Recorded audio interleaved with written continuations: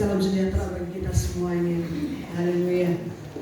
Luar biasa ya, kalau kita ada sampai saat ini semuanya hanya karena kemurahan Tuhan.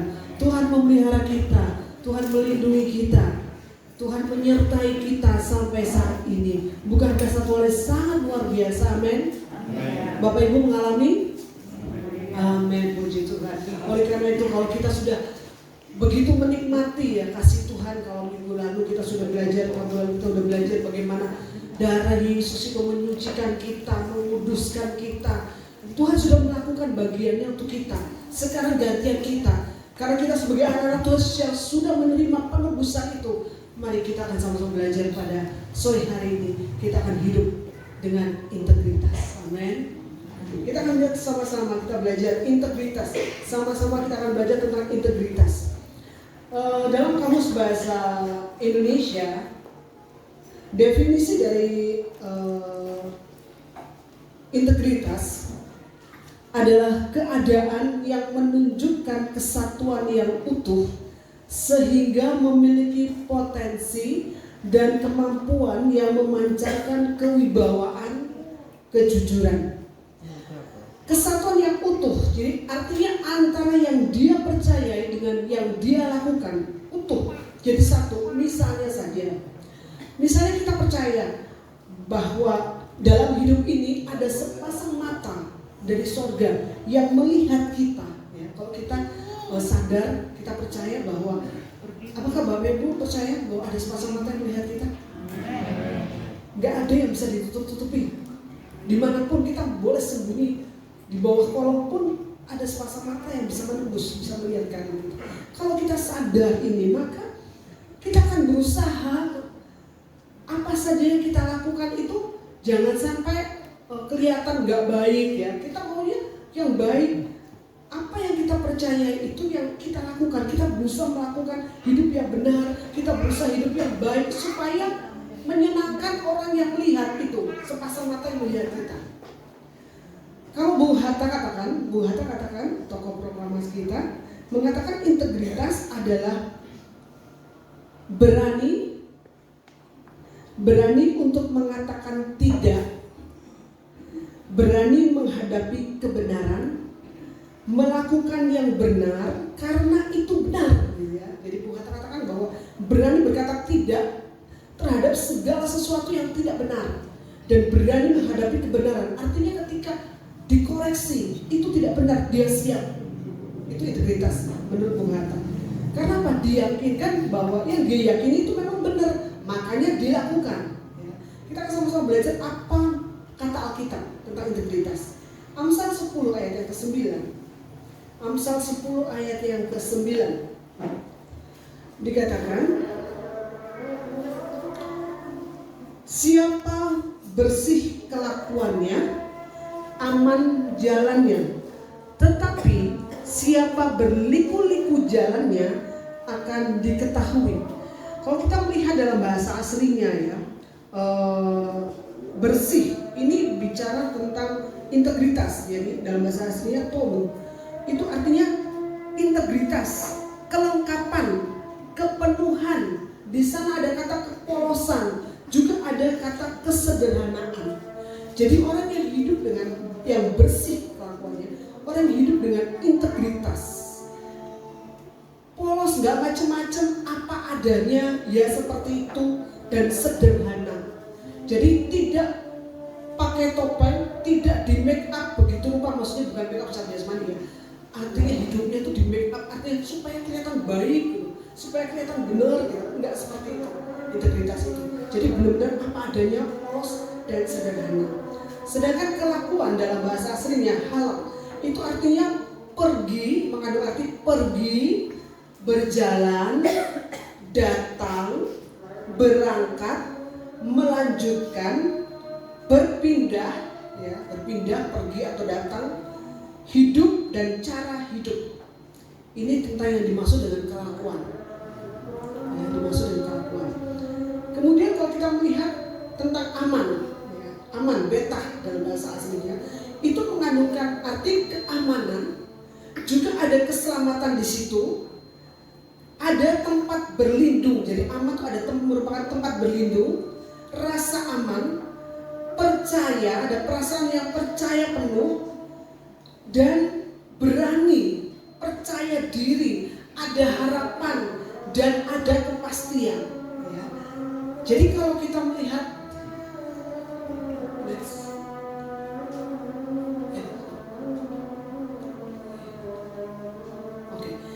jadi kita melihat bahwa di bahasa asli ini kita bisa melihat yang tadi sudah saya katakan.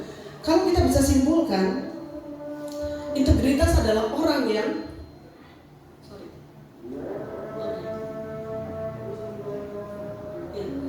integritas adalah orang yang hidup dalam integritas, dalam kepolosan, dalam kesederhanaan. Ketika dia pergi, dia berjalan, dia datang, dia berangkat, dan dia berpindah kemana saja, cara hidupnya itu sama, dapat dipercaya dan diandalkan. Ya. Hidupnya akan aman, akibatnya hidupnya akan aman, penuh percaya diri, selalu berpengharapan, pasti dijamin ada keselamatan dan diperoleh. Jadi orang yang hidup dalam integritas, mereka sangat percaya, selalu ada pengharapan, kemanapun mereka pergi, dimanapun mereka berada, tidak berubah. Mereka yakin walaupun banyak masalah yang harus dihadapi, tapi karena dia hidup dengan integritas, dia tetap percaya diri, dia tetap punya pengharapan bahwa selalu ada jalan keluar, dan dia tetap merasa aman. Jadi dia tidak akan galau kalau orang hidup dalam integritas, karena dia tahu pasti akan selamat. Jadi ini sangat diperlukan dalam kehidupan kita sebagai anak-anak Tuhan. Kita harus hidup dalam integritas. Kemudian kalau firman Allah di dalam Amsal ini adalah bertolak belakang. Jadi lawan katanya. Kalau tadi yang bersih kelakuannya, kemudian di ayat yang selanjutnya dikatakan jalan orang yang sesat dan orang yang tidak benar. Jadi dikatakan Ahaz itu definisinya menjadi sesat, orang yang memutarbalikkan kebenaran, membuat bengkok, dan orang ini memang suka mengada-ngada, suka membalikkan fakta yang benar jadi nggak benar. Ini orang yang jalannya seperti ini, itu suatu saat itu akan diketahui ya. Maksudnya karena diketahui itu ya ada. Jadi akan menjadikan diri sendiri itu diketahui. Jadi orang yang seperti ini adalah orang yang licik, orang yang hidup dalam kebohongan, sehingga tanpa dia sadar kadang-kadang dengan sendirinya terbuka. Ya. Jadi ini adalah satu hal yang bertolak belakang antara orang yang benar, bersih, yang hidup dalam integritas. Walaupun mungkin masalahnya sama, orang yang nggak benar, ada masalah juga. Kita sebagai orang-orang yang hidup dalam integritas juga ada masalah. Tapi yang membedakan adalah ini. Karena orang yang berintegritas, orang yang tidak memutarbalikkan fakta, apa adanya, ya, tidak. Jadi sama antara perkataan dan perbuatan itu sama. Sedangkan lawan katanya adalah orang yang tidak bisa dipercaya, yang seringnya membolak-balikan kebenaran, benar jadi salah jadi benar. Orang yang memutarbalikkan fakta atau kebenaran ini adalah orang yang licik, orang yang bohong dan akan segera dibongkar. Dan kadang-kadang tanpa sadar dirinya sendiri yang membongkarnya. Jadi hidupnya nggak akan aman. Tapi ketika seseorang hidup dalam integritas, mereka akan aman. Bapak Ibu Saudara sekalian, kalau kita melihat akhir-akhir ini melalui berbagai media massa yang ada, berita-berita yang kita terima, kita melihat bagaimana mereka yang pernah menjadi pejabat, ya, kemudian setelah mereka mungkin tidak menjabat tapi ada kasus korupsi, maka walaupun mereka sudah tidak menjabat, akhirnya mereka ketahuan karena mereka tidak hidup dalam integritas. Seharusnya mereka sebagai pelayan masyarakat, mereka hidup benar, mereka menggunakan uang yang dipercayakan dengan benar, mengatur semua dengan benar, tapi kenyataannya mereka harus korupsi. Padahal mereka mungkin secara itu mereka juga sudah kaya, sudah punya uang, tapi tetap aja mereka korupsi. Pada sore hari ini kita belajar, siapa bersih kelakuannya, aman jalannya, tetapi siapa berliku-liku jalannya akan diketahui. Bapak Ibu Saudara sekalian, sangat penting bagi kita anak Tuhan hidup dalam integritas. Mazmur 15 ayat yang kedua dikatakan, Mazmur 15 ayat yang kedua dikatakan, yaitu dia yang berlaku tidak bercela, yang melakukan apa yang adil, dan yang mengatakan kebenaran dengan segenap hatinya. Jadi orang yang berlaku adil, yang mengatakan keadaan kebenaran dalam hatinya, ya. Jadi ketika saudara kita misalnya mulai berpikir dan membuat keputusan yang salah, misalnya dalam keuangan atau yang lainnya, ketika kita sadar melakukan sesuatu yang tidak berkenan kepada Tuhan, maka kita jangan sampai kita punya pikiran, wah nggak apa-apa, nggak ada yang tahu kok, nggak ketahuan, kan cuma saya aja yang tahu. Nah, ini adalah sebuah ujian integritas. Apakah kehidupan kita di depan orang dan di belakang itu sama? Ini menjadi ujian bagi integritas kita. Apakah apa yang ada di dalam hati kita dan apa yang kita lakukan itu sama? Ini adalah pertanyaan bagi kita masing-masing. Kita masing-masing bisa bertanya, apakah apa yang saya katakan dan apa yang saya lakukan itu sama? Mungkin kita bisa menipu orang lain tidak lihat apa yang kita lakukan, tetapi ingat bahwa Tuhan tidak bisa kita tipu.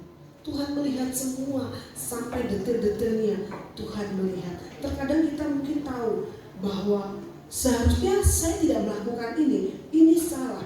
Tapi mungkin kemudian terlintas dalam pikiran kita, saya tahu bahwa saya melakukan hal yang salah, tapi nggak apa-apa deh, kan Tuhan Maha Kasih, Tuhan pasti mengampuni saya, jadi nggak apa-apa deh saya lakukan ini. Tidak seperti itu Bapak Ibu Saudara ya. Allah kita memang penuh dengan kasih, tapi Allah itu adil. Allah itu mengasihi kita orang yang berdosa, tapi Dia sangat membenci dosa atau ketidaktaatan kita, segala perbuatan jahat kita. Tuhan tidak senang, tapi Tuhan mengasihi kita. Tuhan tidak mau, karena Tuhan mengasihi kita, Tuhan tidak mau ketika kita membuat keputusan yang buruk, kemudian akhirnya kita membayar harga, ya. Karena firman Tuhan kan katakan, apa yang kita tabur itu juga yang akan kita tuai. Kalau kita menabur kebaikan, kita akan menuai kebaikan. Kalau kita menabur kebenaran, kita akan menuai kebenaran. Tapi kalau kita menabur angin, kita akan juga menuai badai, lebih beras lagi. Nah, Tuhan tidak mau kita mengalami badai sebetulnya. Ya, Tuhan nggak mau sebetulnya. Tuhan ingin menyelamatkan kita supaya kita tidak harus membayar harga. Oleh karena Tuhan ingin kita berjalan di dalam integritas. Siapa yang berjalan dalam integritas? Dikatakan tadi berjalan dengan aman, ya. Walaupun banyak kesulitan, banyak tantangan, tapi dia akan aman berjalan karena dia tahu bahwa ada harapan dan dia tahu bahwa ada Tuhan yang menyelamatkan kita. Yang menjadi pertanyaan, mengapa integritas sangat penting dalam kekristenan? Integritas sangat penting. Integritas sangat penting karena apa? Mencerminkan sifat Allah, ya. Mencerminkan sifat Allah. Jadi kalau kita hidup dalam integritas, kita itu bisa mencerminkan bahwa sifat Allah itu seperti ini, ya. Kita tahu bahwa firman Allah adalah ya dan amin, betul? Jadi firman Allah itu dapat dipercaya. Jadi seharusnya kita sebagai anak Tuhan, kita juga dapat dipercaya. Omongan kita di depan dan di belakang sama. Tidak dibungkus dengan indah, tapi dalamnya seperti orang-orang Farisi ahli Taurat, ya. Tuhan bilang kayak kuburan. Luarnya itu putih bersih, tapi dalamnya tulang belulang. Tuhan tidak mau kita seperti itu. Tuhan mau kita seperti Dia karena apa? Hidup kita ini sebagai anak Tuhan, suratan terbuka yang dibaca semua orang. Oleh karena itu sangat penting kenapa kita hidup di dalam integritas, supaya karena kita mencerminkan sifat Allah. Sehingga ketika orang melihat kita, orang melihat Allah, bukan kita dilihat. Karena kita sebagai manusia, kita terbatas, kita nggak mampu untuk hidup benar. Tapi karena ada Tuhan, maka orang bisa melihat ada Tuhan dalam kita. Yang kedua, kita dipanggil untuk hidup serupa dengan Dia. Kita menunjukkan kejujuran dan ketulusan dalam setiap aspek kehidupan kita. Dan ini perlu dilatih. Jadi kita dipanggil kan, ada pujian ya, aku mau sepertimu Yesus. Kita mau menjadi seperti Yesus, serupa dengan Yesus. Nah, jadi kita perlu dipanggil untuk serupa dengan Dia. Kita harus menunjukkan kejujuran dan ketulusan di dalam setiap aspek kehidupan kita, sehingga dimanapun kita ada, kita mungkin sekolah, di bangku sekolah, di kuliah, di tempat pekerjaan, di rumah pun, dalam lingkungan masyarakat pun, ya, kita hidup dalam ketulusan, kita hidup dalam kejujuran, sehingga ya apa adanya, saya seperti ini, ya seperti ini. karena kita adalah anak Tuhan. Kita dipanggil untuk menjadi serupa dengan Dia.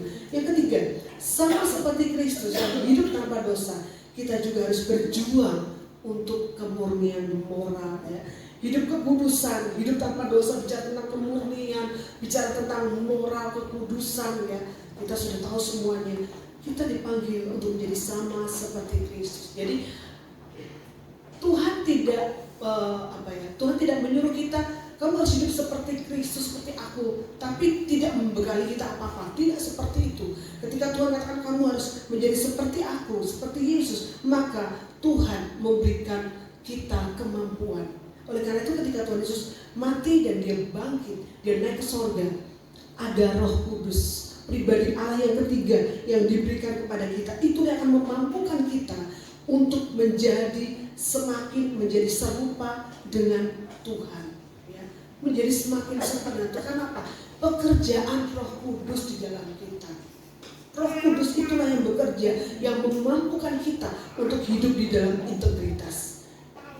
Pertanyaannya, mungkinkah? Mungkin ada yang Bapak Ibu tanya, mungkinkah ya kita hidup dengan integritas yang mutlak di dunia yang telah jatuh? Seperti kita tahu ya, ketika Adam dan Hawa jatuh dalam dosa, hubungan kita dengan Allah putus, ya.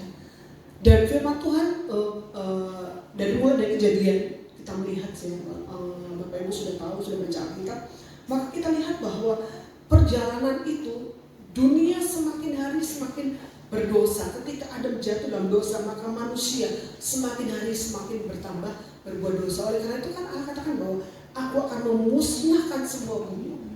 Seluruh bumi akan dimusnahkan karena dosa yang begitu luar biasa. Tetapi kalau kita ingat akan Nuh, firman Tuhan katakan Nuh hidup di zaman yang bagaimana semua orang berdosa. Orang sangat berdosa, tapi Nuh dikatakan firman Tuhan sendiri dituliskan bahwa dia adalah orang yang saleh, orang yang benar, yang menjauhi kejahatan. Itu Nuh. Jadi jawabannya adalah bisa. Sebagai anak Tuhan, kita dapat mengejar gaya hidup yang terus bertumbuh dan bertobat. Kasih karunia Allah akan memampukan kita dapat menerima kekuatan untuk kita dapat hidup di dalam integritas, hidup dalam kebenaran. Walaupun di sekitar kita jiwaannya kayak apa, kalau ada Roh Kudus di dalam kita, kita akan beda. Tidak sama dengan dunia ini. Ini yang Tuhan harapkan. Contoh dalam Alkitab.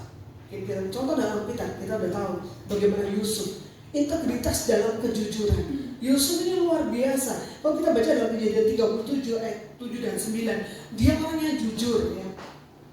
Ketika dia bermimpi, dia jujur sama saudara-saudaranya. Kita baca ya, Kejadian 37 ayat 7 dan 9.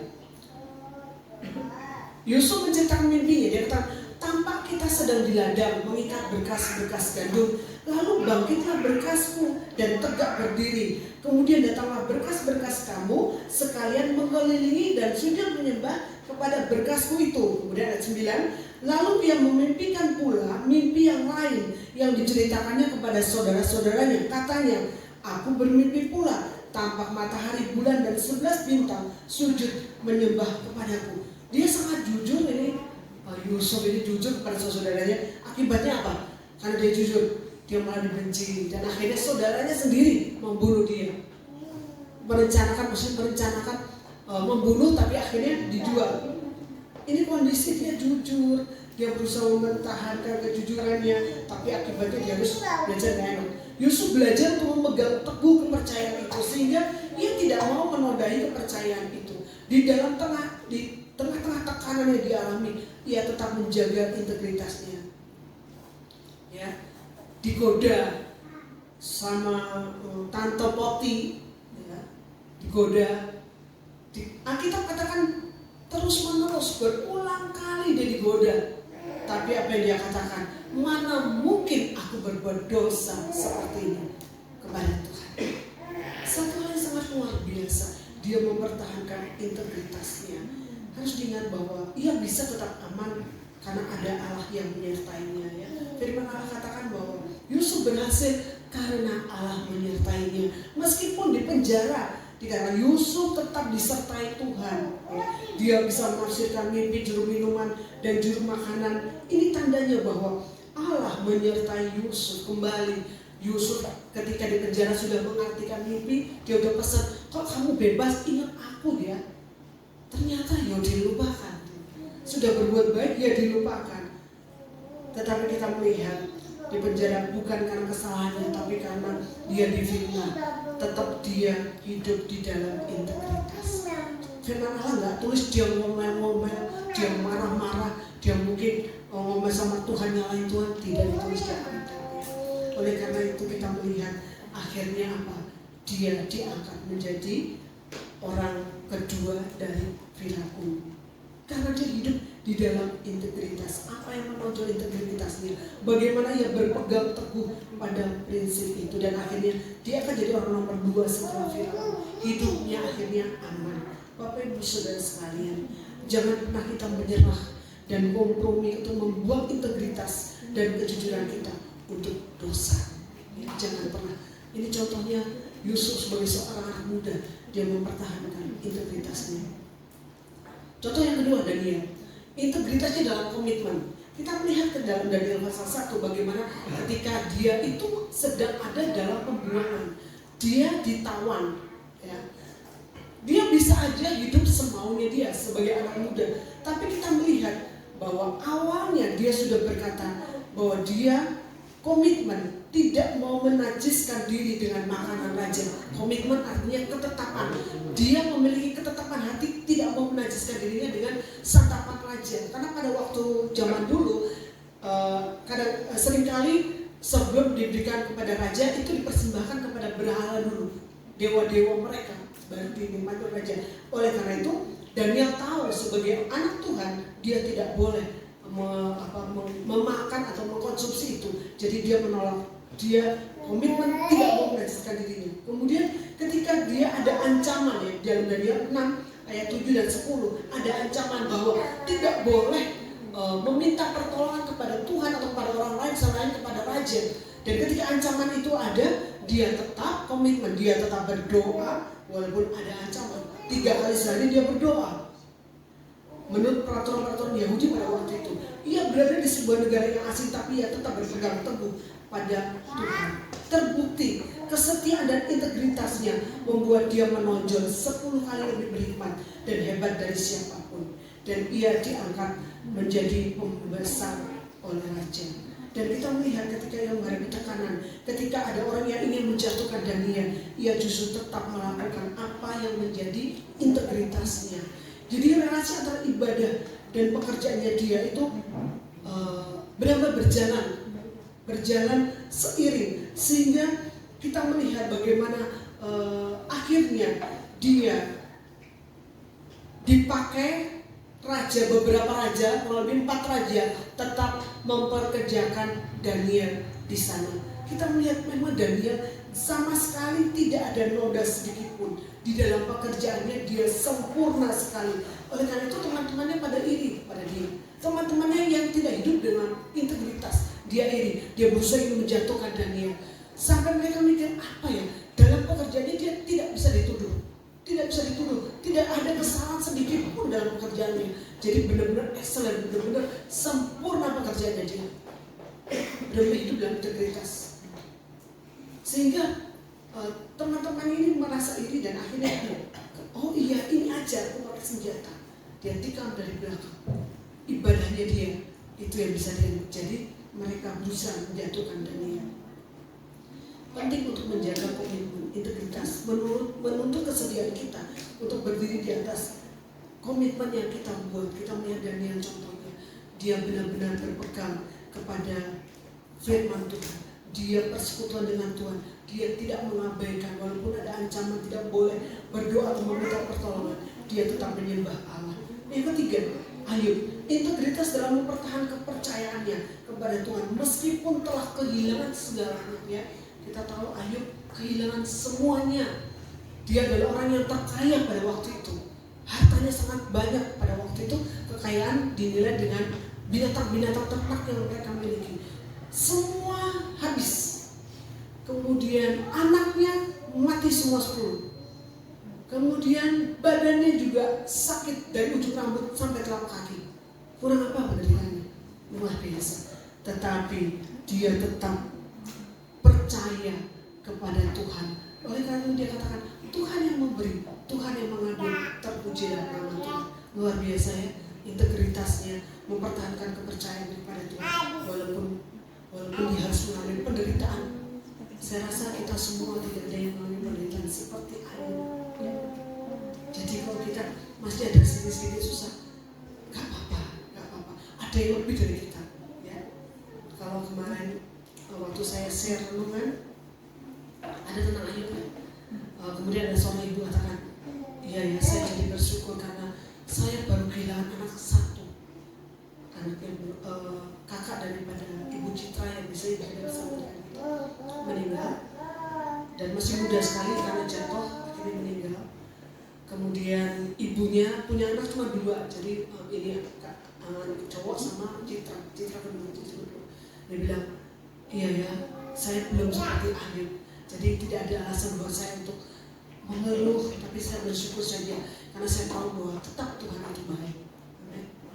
Jadi Bapak Ibu Saudara sekalian, Tuhan Yesus Kristus adalah teladan integritas yang sempurna. 1 Petrus 2 sempurna dikatakan, ia tidak berbuat dosa dan tipu tidak ada dalam mulutnya. Ketika ia dicaci maki, ia tidak membalas dengan mencaci maki.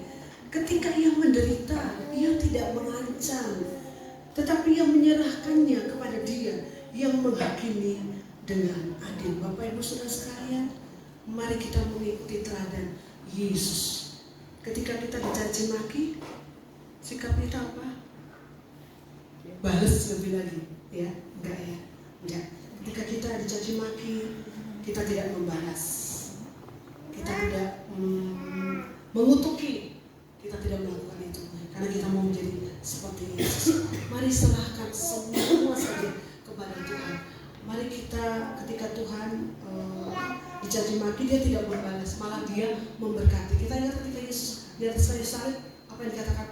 Bapa, ampunilah mereka karena mereka tidak tahu apa yang mereka lakukan. Ini satu doa yang sangat luar biasa, teladan yang luar biasa buat kita semua. Mari Bapak Ibu Saudara sekalian, serahkan kendali hidup kita bukan atas kemauan dan kehendak kita, tetapi kemauan dan kehendak Kristus. Di luar Kristus kita tidak akan mampu dan tidak bisa berbuat apa-apa, betul? Gak bisa, karena kecenderungan kita ketika kita manusia jatuh dalam dosa, kecenderungan kita adalah melakukan apa yang tidak benar. Paulus katakan, seringkali aku paling melakukan yang baik, tetapi ternyata faktanya yang enggak baik itu justru yang aku lakukan. Itulah manusia kita. Jadi kalau kita ada di luar Tuhan, dia seperti itu, enggak akan mungkin kita bisa hidup di dalam kebenaran. Tetapi ketika kita hidup di dalam Tuhan, maka kita bisa hidup di dalam kebenaran. Kenapa? Tuhanlah yang bekerja di dalam kita. Dialah yang bekerja, yang memampukan kita untuk hidup di dalam kebenaran. Miliki hidup yang berintegritas sebagai umat Allah di dunia ini. Mengapa kita hidup berintegritas? Karena kita tahu bahwa panggilan kita itu adalah hidup yang integritas. Agar orang bisa melihat Tuhan melalui hidup kita. Mereka bisa melihat Tuhan melalui pekerjaan kita. Mereka bisa melihat Tuhan melalui pelayanan kita. Tujuan akhir hidup kita adalah apa? Memuliakan Tuhan melalui hidup kita. Jadi seluruh aspek hidup kita itu adalah memuliakan Tuhan. Bagaimana kita dapat mengembangkan integritas? Bagaimana caranya supaya kita dapat mengembangkan integritas? Kita dapat memupuk integritas dengan mengembangkan hubungan yang mendalam dengan Tuhan melalui apa? Melalui belajar firman Allah. Tidak sekedar baca, tapi kita belajar firman Allah dan kita doa secara teratur. Berdoa secara teratur. Ketika kita membaca firman Allah, kita benar-benar baca, renungkan, dan kita berdoa, Tuhan tolong berikan saya hikmat, pemahaman, supaya saya bisa mengerti firman Tuhan yang saya baca. Dan ketika kita memahami firman-Nya, maka kita bisa menerapkan semua ajaran-ajarannya di dalam kehidupan kita. Kita dapat menunjukkan kejujuran, kita dapat menunjukkan ketulusan, kita dapat konsisten, artinya melakukan semua itu terus-menerus kita melakukan itu. Jadi firman Tuhanlah yang kita lakukan terus di dalam tindakan kita, dalam kehidupan kita. Bapak Ibu Saudara sekalian, sebagai inspirasi bagi kita semua, berpikirlah dengan tulus, berpikir dengan tulus, berbicara dengan jujur, dan bertindaklah dengan integritas. Ini sebagai inspirasi bagi kita semua, sebagai anak-anak Tuhan. Mari berpikir dengan tulus, gak usah macam-macam yang enggak. Godaan kita saat ini memang sangat besar. Lewat HP itu luar biasa. HP itu bisa jadi sesuatu yang banyak kita bisa belajar di sana, tapi juga banyak yang menghancurkan. Kalau tadi saya mengikuti forum bagaimana sedang dibuat perda untuk perlindungan anak, perempuan dan anak. Jadi sedang digodok itu perda, dan saya mendengar sangat miris. Jadi gara-gara dari HP semua ada anak SD membuli, melakukan pelecehan seksual. Anak SD kelas 1 itu udah banyak sekali. Sama-sama suka, di mana di got yang kering gak ada air. Coba bayangkan, kelas 1 SD, sangat miris. Ini adalah fakta. Jadi Bapak Ibu Saudara sekalian, mari kita terus berdoa buat anak-anak generasi kita. Kita batasi mereka korban. Dan dikatakan anak ini sampai ada yang ketagihan. Itu kan sangat menyedihkan. Kelas 1 SD. Jadi ini sedang dikeluarkan perda untuk mengatur melindungi semua, baik korbannya juga pelakunya harus diapakan, kemana harus melaporkan, dan seperti ini. Jadi sedang digodok untuk perda ini. Jadi Bapak Ibu Saudara sekalian, keadaan sekitar kita sangat luar biasa. Tapi mari kita hidup sebagai anak Tuhan. Kita hidup dalam integritas, mulai dari keluarga. Kelakuan yang bersih itu merupakan wujud nyata dari sifat yang serupa dengan Kristus. Kita harus memiliki kelakuan yang bersih, berintegritas, karena apa? Itu adalah wujud nyata sifat yang serupa menjadi seperti Kristus. Dampak hidup yang berintegritas itu mendatangkan berkat, mendatangkan kedamaian, mendatangkan keamanan, dan kedudukan yang tidak tergoyahkan di hadapan Allah, bukan di hadapan manusia. Kita mengejar kedudukan di hadapan Allah. Kita mengejar hidup di dalam hadirat Tuhan. Kita terus mau hidup dalam hadirat Tuhan. Ketika kita hidup dalam hadirat Tuhan, ketika hidup dalam integritas, maka hadirat Tuhan akan memenuhi kehidupan kita. Maka akan ada kedamaian, akan ada keamanan. Ya.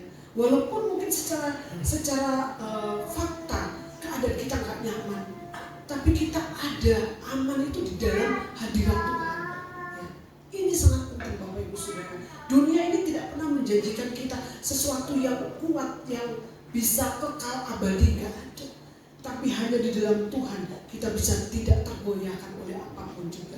Karena apa? Kita ada di dalam hadirat Tuhan. Amsal 20 ayat 7 mengatakan, kita akan akhiri Amsal 20 ayat 7 dikatakan, menyatakan orang benar hidup dengan integritasnya, maka anak-anaknya diberkati. Bapak Ibu mau anak-anak kita diberkati? Mari mulai dari kita hidup dalam integritas. Opa, oma hidup dalam integritas. Mama, papa hidup dalam integritas. Om, tante hidup dalam integritas. Anak-anak semua, ponakan semua akan diberkati oleh Tuhan. Ini menunjukkan bahwa integritas kita dapat memberikan dampak yang besar bagi generasi mendatang. Ya. Integritas melakukan hal yang benar walaupun ketika tidak ada orang yang melihat atau memperhatikan. Ini integritas, sederhana ya.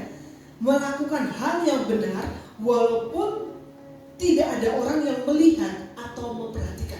Sederhananya integritas seperti itu. Gak ada yang lihat. Kita buka apa di HP gak ada yang lihat. Ya, gak ada yang lihat. Tapi kalau kita terus mau hidup dengan melakukan hal yang benar walaupun gak dilihat, walaupun gak dipuji, walaupun gak diperhatikan, kita tetap melakukan yang benar, maka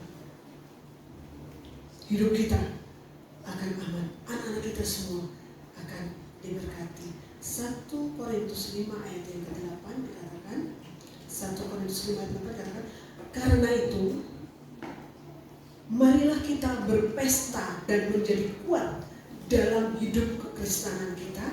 Kita tinggalkan jauh-jauh hidup lama yang penuh dengan kanker, kebencian, dan kejahatan. Ini saya baca dalam terjemahan firman Allah yang hidup. Sekali lagi saya bacakan. Karena itu, marilah kita berpesta dan menjadi kuat dalam hidup kekristenan kita. Kita tinggalkan jauh-jauh hidup lama yang penuh dengan kanker, kebencian, dan kejahatan. Kita tinggalkan semua. Kita dulu hidup lama kita apa? Hidup yang dalam kejahatan, penuh dengan kebencian, sedikit apa-apa disimpan di hati, sakit hati dan sebagainya. Itu hidup lama kita. Mari kita tinggalkan semua. Mari kita hidup berpesta dan kuat di dalam hidup kita. Dalam Tuhan kita kuat. Mari kita berpesta. Karena kita hidup di dalam integritas, kita bisa bebas. Kita tidak ada tekanan lagi karena kita hidup sesuai apa yang saya katakan dengan apa yang saya lakukan sama. Itu adalah hidup dalam integritas. Walaupun tidak ada yang melihat apa yang kita lakukan, tidak ada yang mendengar apa yang kita katakan, tapi kita tetap melakukan yang benar, berkata yang benar. Tuhan Yesus